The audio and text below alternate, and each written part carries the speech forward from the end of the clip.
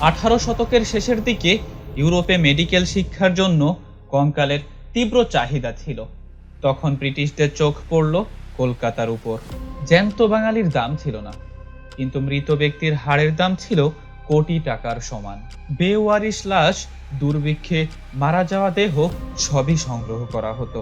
দালালরা গঙ্গার ঘাটে লাশ পেত, সেগুলো তাদের গোপন আস্তানায় নিয়ে যেয়ে হাড় বের করে জাহাজে করে লন্ডনে পাঠাতো। কলকাতা তখন রাতারাতি হয়ে উঠেছিল the skeleton capital of the world. চিকিৎসা নামের এই ভয়ঙ্কর বাণিজ্য চলতে থাকে দীর্ঘ বছর। সময়ের সাথে লোভ বাড়ার কারণে দালালরা জীবিত মানুষকেও কিডন্যাপ করে তাদেরকে মেরে ফেলত। এই ঘৃণ্য লুটের ঘটনা শুধু লাশের বাণিজ্য নয়, বরং মানবতার এক ভয়ানক অধ্যায়।